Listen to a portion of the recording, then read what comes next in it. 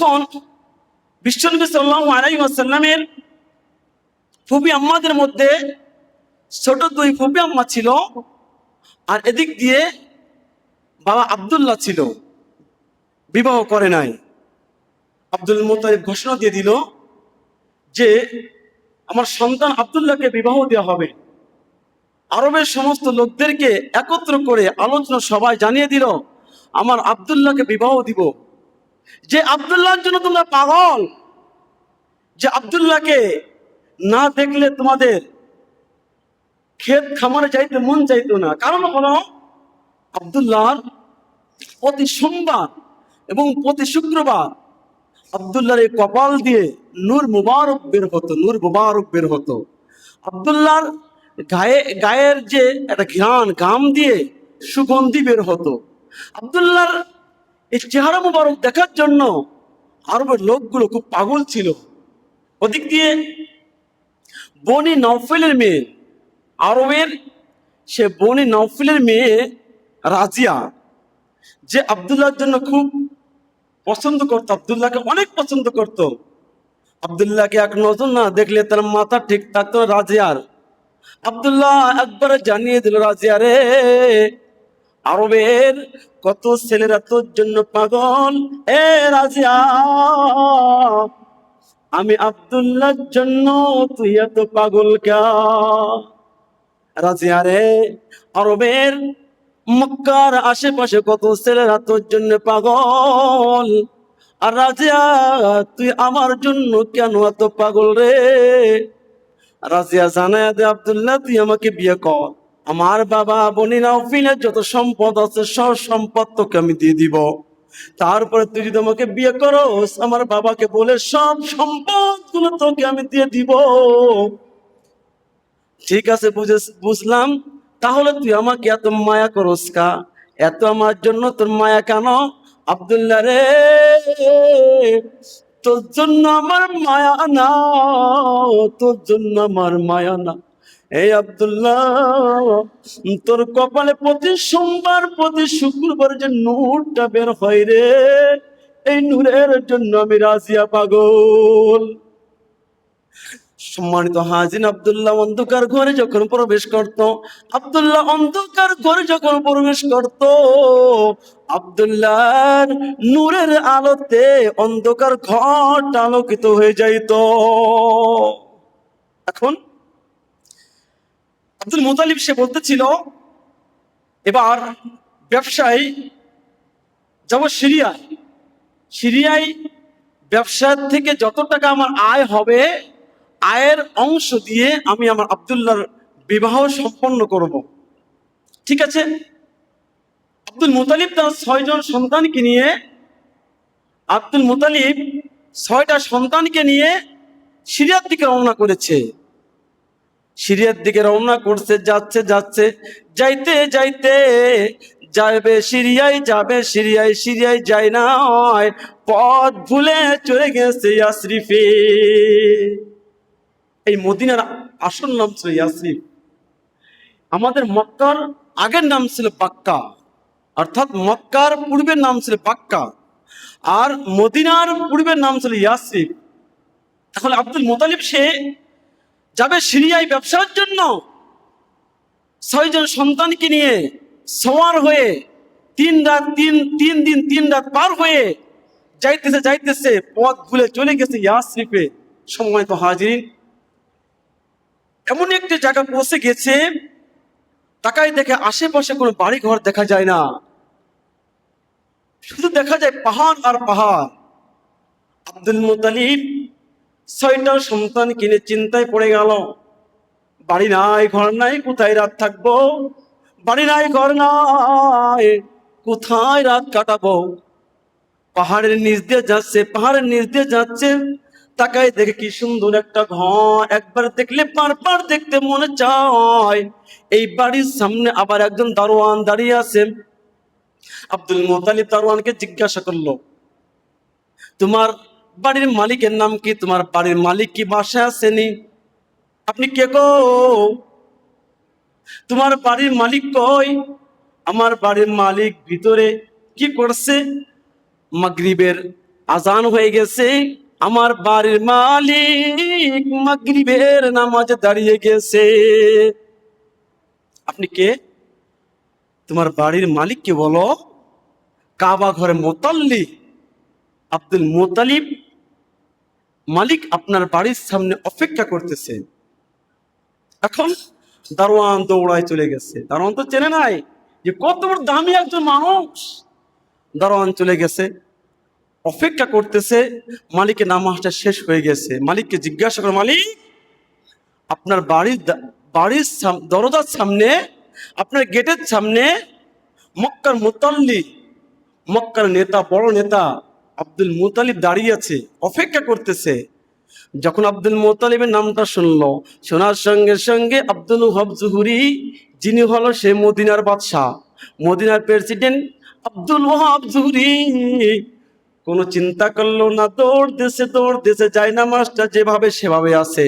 আব্দুল ওহাব জুহুরি দৌড়াই আসছে, আসিয়া তাকাই দেখে সত্য মক্কার মুতাল্লি, মক্কার প্রেসিডেন্ট আব্দুল মুতালিব আমার বাড়ির সামনে। আব্দুল ওহাব জুহুরি দোস্তকে দেখা দৌড়াইয়া গেছে। এই যাওয়ার পথে চিন্তা করতেছে, জাতিসংঘের চেয়ারম্যান রুমে কাইসার, তাহার বসার থেকে সে উঠে গেল যেই লোকটার জন্য। রুমে কাইসারের মতন এত বড় একজন মানুষ, যে লোকটাকে সম্মান করে তার চেয়ারটা ছেড়ে দিল। আর সে আব্দুল মুত্তালিব আমার বাড়ির দরজার সামনে এ কথা ভাবতেছে আর দৌড়াইতেছে। আব্দুল মুত্তালিবকে দেখার সঙ্গে সঙ্গে জড়াই ধরছে। বন্ধু, কিভাবে তুমি আমার বাড়ির সামনে আইলা?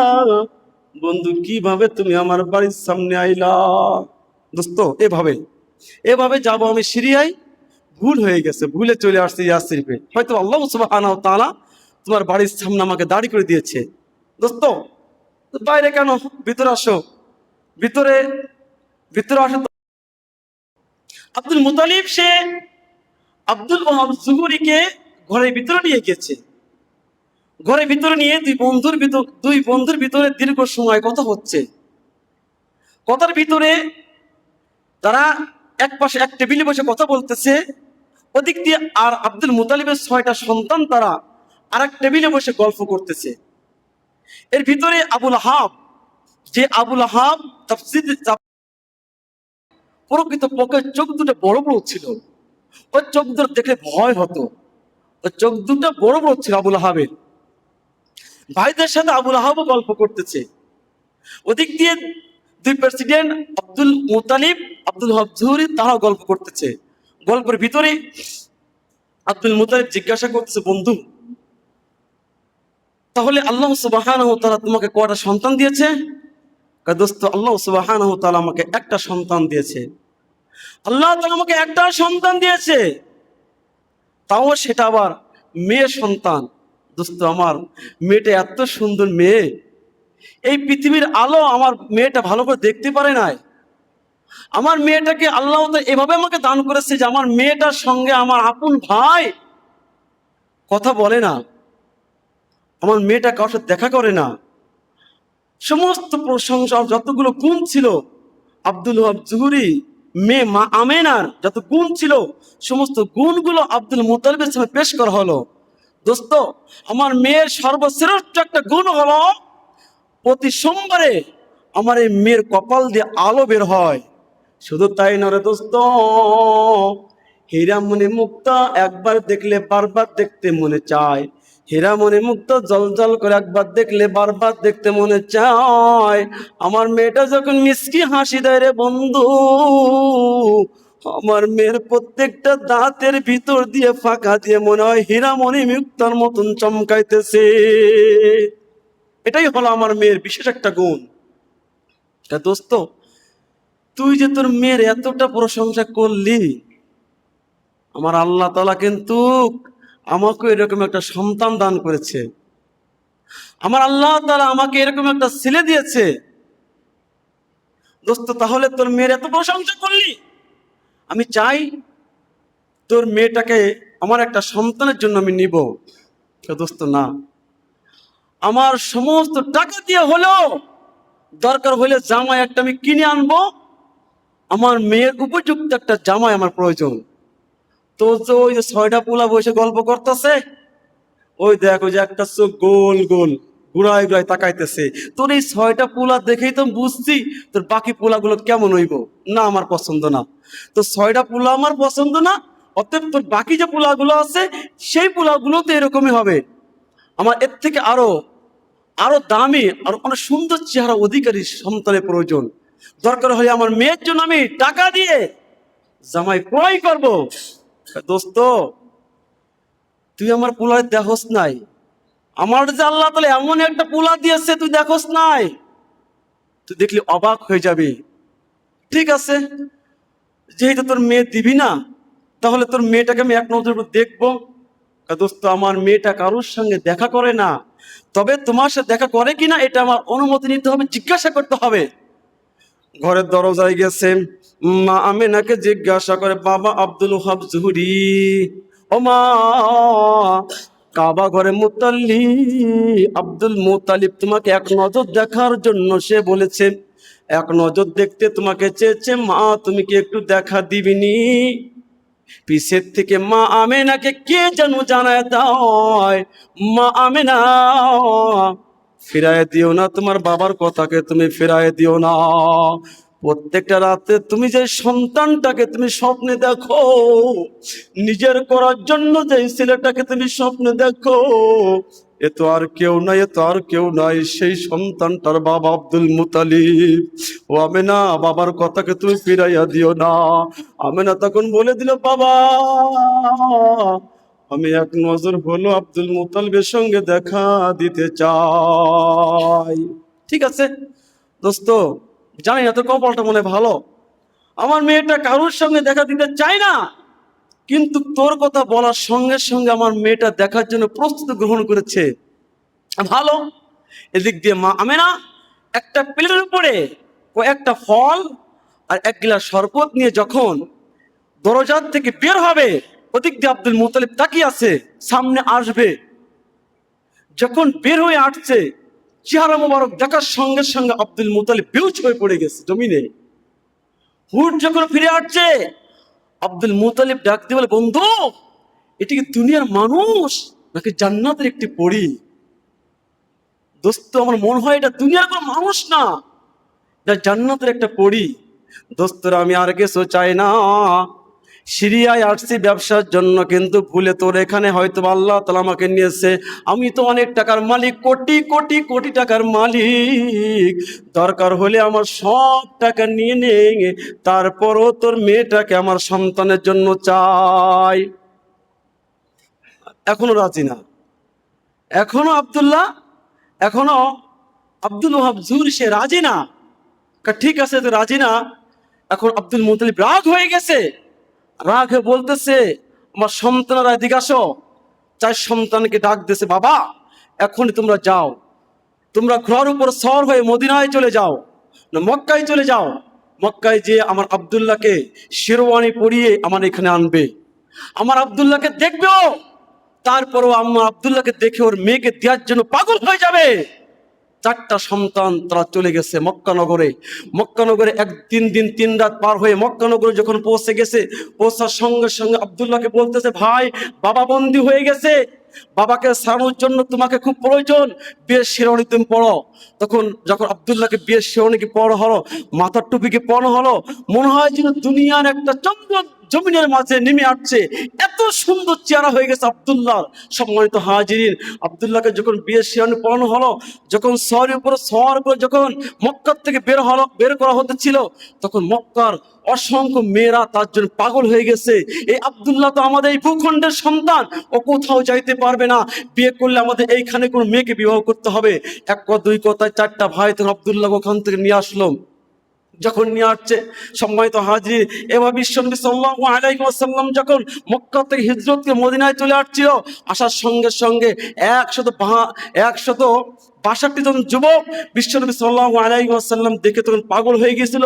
আল্লাহ রাসূলকে দেখে বলেছিল, আমার দয়ার নবী মদিনায় আইছে, আমার মায়ার নবী মদিনায় আইছে, দেখলে তোরা পাগল হবি এই না জমিনে, আমার দয়ার নবী মদিনায় আইছে, আমার মায়ার নবী মদিনায় আইছে, আসমানেরই চন্দ্রগুলো জমিনে নামছে, আমার দয়ার নবী মদিনায় আইছে। যখন 162 জন ছেলেরা এইভাবে কবিতা বলতেছিল, আমার নবীর চোখে পানি, আমার রাসূল বলতেছিল, দুনিয়ার মানুষ, মক্কা ছেলেরা আমাকে মারার জন্য তলোয়ার গুলো ধার করতেছিল, এদিক দিয়ে মদিনার ছেলেরা আমি নবীকে পেয়ে কি খুশি কি আনন্দ মাতওয়ারা। আব্দুল্লাহ যখন মদিনার ভূখণ্ডে পৌঁছে গেছে, যখন বাড়িতে প্রবেশ করছে, আব্দুল মুতালিব ডাক দে বলে, আব্দুল মুতালিব ডাক দে বলে, ও আব্দুল ওহাব জুহুরি দোস্ত, বের হ, বের হ, কত তো কথা কইছস, কত কথা কইছস, আর এদিকে আয়, বের হ। আব্দুল ওহাব জুহুরি যখন বের হয়ে আসতেছিল, ওভাবেই যেভাবে আব্দুল্লাহ আমিনাকে দেখে আব্দুল মুতালিব পাগল হয়ে গেছে, আব্দুল ওহাব জুহুরি যখন ঘর থেকে বের হয়ে আসছে, এক নজর আব্দুল্লাহর দিকে পড়ার সঙ্গে সঙ্গে আব্দুল ওহাব জুহুরি সে পাগল হয়ে গেছে, যে আমি তো এত সুন্দর একটা ছেলে চাই। কয়, দোস্ত আর কোনো কথা চলবে না, আমার মেয়ে তুই চাইছস, আমার মেয়ে তোকে দিয়ে দিলাম, এখন তো সন্তানটা আমি চাই। কয় না, এখন না দেয় কেমন হইব? না দোস্ত, আমার যত সম্পদ আছে, আমার জীবনের সব সম্পদ তোকে দিয়ে দিলাম, তারপর আমি তো সন্তানটাকে আমি চাই। সময় তো হাজিরিন, ইজাব কবুলের ভিতরে বিয়ে সম্পূর্ণ হয়ে গেল। বিশ্বনবী সাল্লাল্লাহু আলাইহি ওয়াসাল্লাম 2-3 দিনের মধ্যে চলে গেলেন সে মক্কা নগরে। মক্কা নগরে যাওয়ার সঙ্গে সঙ্গে 1 মাসের ভিতরে বিশ্বনবী সাল্লাল্লাহু আলাইহি ওয়াসাল্লাম মায়ের গর্ভে চলে আসলেন। যখন বিশ্বনবী সাল্লাল্লাহু আলাইহি ওয়াসাল্লাম মায়ের গর্ভে চলে আসলেন, আসার সঙ্গে সঙ্গে মা আমিনার চেহারা পৃথিবীর সবচাইতে শ্রেষ্ঠ নারীর চেহারা হয়ে গেল। পৃথিবীর সবচাইতে সৌন্দর্য, যত সৌন্দর্য, সব সৌন্দর্য মা আমিনার চেহারার মধ্যে চলে আসছে। সুবহানাল্লাহ। সম্মানিত হাজির, এটা হলো বিশ্বনবী সাল্লাল্লাহু আলাইহি ওয়াসাল্লামের মায়ের বিবাহ। এই জন্য এটা রবিউল আওয়াল মাস। আজকে রবিউল আওয়াল মাস 7 তারিখ। বিশ্বনবী সাল্লাল্লাহু আলাইহি ওয়াসাল্লাম দুনিয়ার মাঝে আসছে এই রবিউল আওয়াল মাসে। এই জন্য এই মাসটা খুব সম্মানিত মাস, অত্যন্ত দামি মাস।